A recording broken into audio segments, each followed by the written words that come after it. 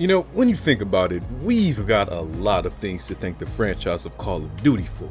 Not just for the past 2 decades of endless memories, stories, characters, voice chat racism, but also for being one of the first modern day titles to bring first-person shooter games to the masses. Don't get me wrong though, there were still hella FPS games, back before Call of Duty. I mean, GoldenEye 007 on the N64 wasn't just a banger of a first-person shooter, but it also had one of the best pause menu music ever. Have you heard it?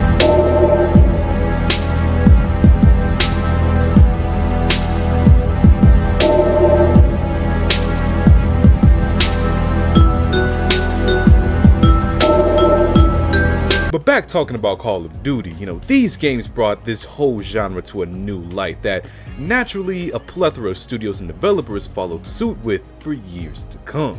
And undoubtedly, one of the biggest games to come from Activision's franchise would be the 2009 title of Modern Warfare 2.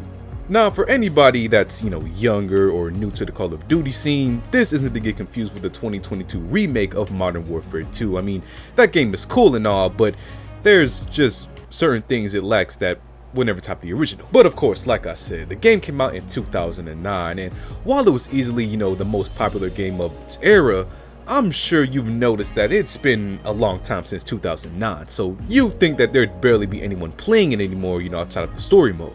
Not to mention how for years, the old Call of Duty games were played with some game-breaking glitches and even possible exploits that set you up for a not-so-fun time if you were to go back and play any of the pre-2016 titles' multiplayer modes. So why am I talking about these old games then? Well, if you've been keeping your ears to the streets of, everything Call of Duty recently, you'd probably know that there's been a recent resurgence in the players of the original Modern Warfare 2 and a bunch of other old Call of Duty games as they just received a patch. Yes, a patch in 2023 that addressed their multiplayer modes. Right now, on the previous generation of Xbox 360 consoles, players were delighted to see that they were instantly put in the lobbies and fixed matchmaking after years of, this being an issue for anyone attempting multiplayer on the old console.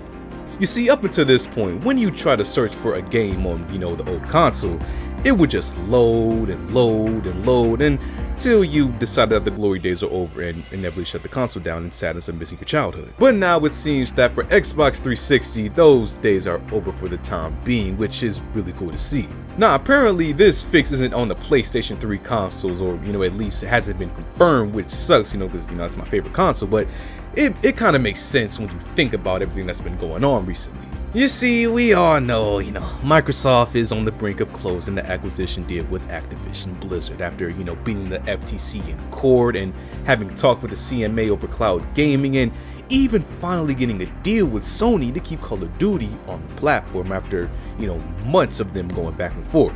So it makes sense that they show a little love to their Xbox players and fix up some of the classic games that they're, soon to own the rights to in a couple of months. But anyone that plans on playing the older titles should still be wary though, because the old gen is notorious for having some of the worst hackers known to mankind, and with the Xbox 360 likely lacking in some new security updates, there's no telling what type of boogeyman you might run into playing online. So just a friendly warning from your boy to keep your guard up and be wise so you talk shit to on the internet.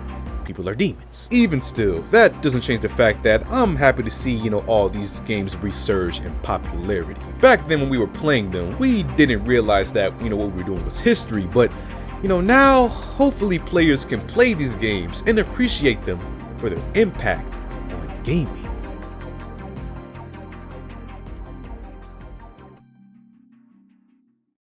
So what do you guys think about this new news, man? Feel free to leave a comment down below, and as always, leave a like on the video, subscribe, check out the Patreon if you're interested, and I'll see you on the next one.